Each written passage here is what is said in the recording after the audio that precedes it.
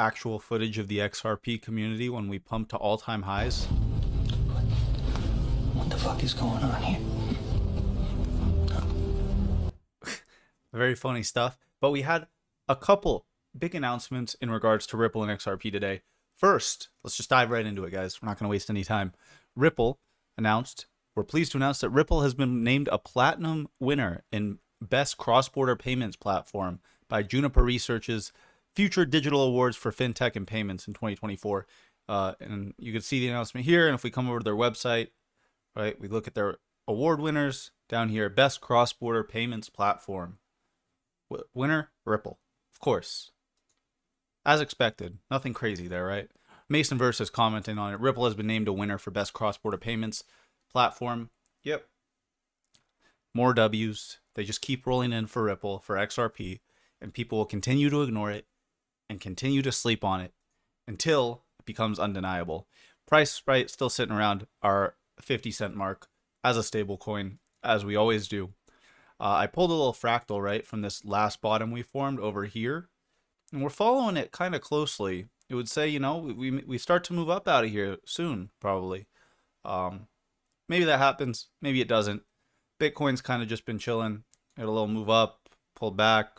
So who knows? Who knows where the market goes from here? I'm pretty optimistic. I'm going to show you some stuff at the end of the video, some analysis on why things look pretty good for Bitcoin and why we could be really close to getting that breakout of this major range we've been in soon. The next big piece of good news, we had another XRP ETF filing. We kind of got like a hint of this last week, but now I think today the official S1 came through. So it was by Canary Capital.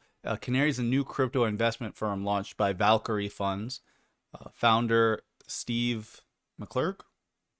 Don't know who that is. But we're seeing encouraging signs of a more progressive regulatory environment coupled with growing demand from investors for sophisticated access to cryptocurrencies beyond Bitcoin and ETH. Specifically, investors seeking access to enterprise-grade blockchain solutions and their native tokens such as XRP. So, more bullish news here. We're really waiting. Ultimately, we want to see that BlackRock XRP ETF filing. That will give the market a lot of confidence. And I'm sure if we get a BlackRock ETF filing, we'll probably pump pretty swiftly out of here back to the 60-cent range at least. Right? Maybe that'll be the catalyst for a breakout of our macro triangle.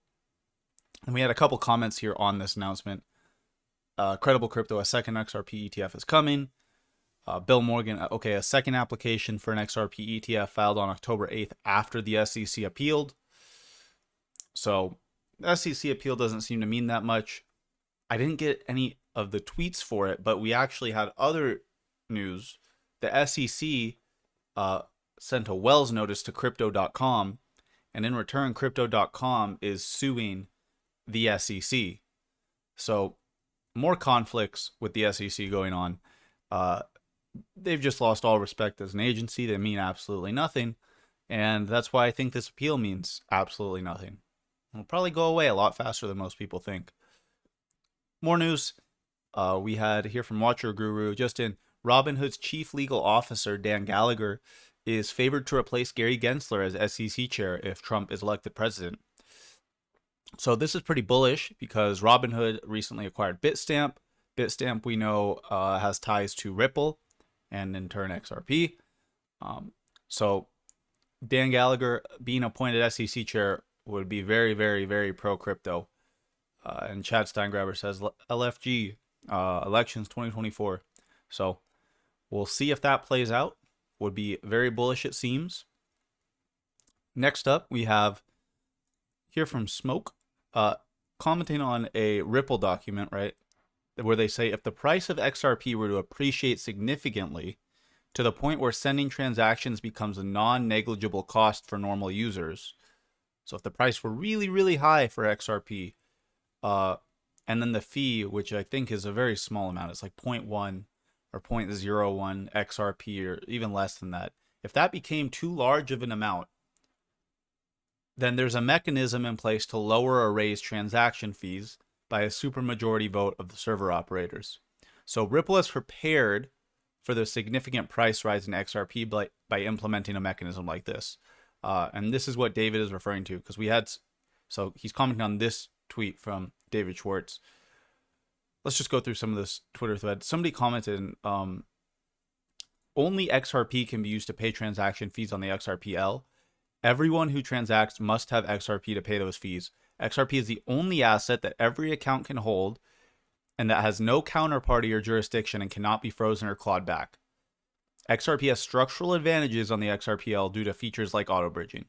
But if a stablecoin can do most of what XRP does better than XRP can, then XRP will lose to one or more stablecoins no matter what happens with RLUSD.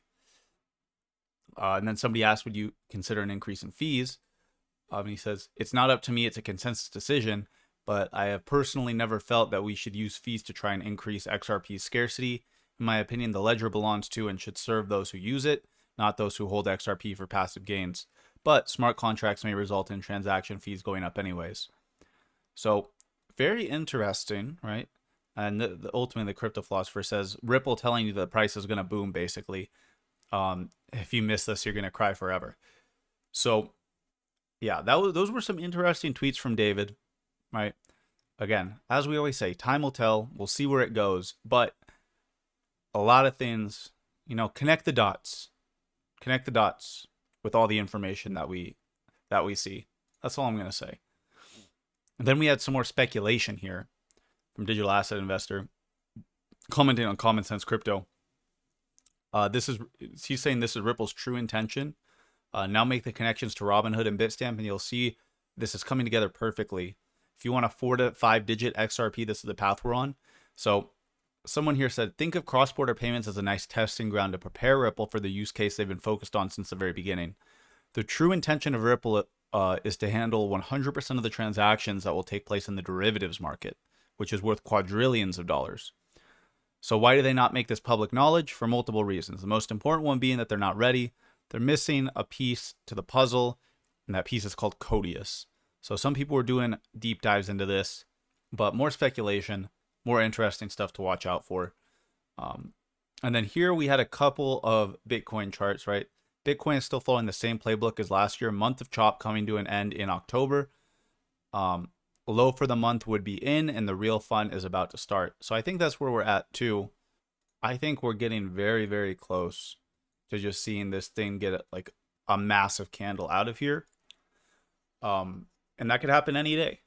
It could happen any day. So maybe we do pull back more. Maybe we still have some more ranging to do, but my intuition tells me we are close to this thing going and the market getting exciting again. And then a short video here saying that we're playing out identically to last year. I'll play that for you really quick. Bitcoin is playing out nearly identically to how it played out last September and October. If we look at this chart, we lost the 43 SMA, which is this orange line. Then we reclaimed it and then moved up. Back here, we lost the 43 SMA, then reclaimed it, and then moved up. Then we retested the 10 SMA right here, which is the blue line. We saw the retest of the 10 SMA right here, which is the blue line. And then we lost the 10 SMA. We lost the 10 SMA back here, and then came back down and retested the 43 SMA for a few days. And we saw this back here as well. And then moved up and then reclaimed the 10 SMA. And now today, Bitcoin is now reclaiming the 10 SMA. It will need a close to confirm this, but this is playing out nearly identical to how it played out last year. And then afterwards, we saw the next high, and that is what we would be looking for going forward if we can get. So hopefully that's what's coming, guys.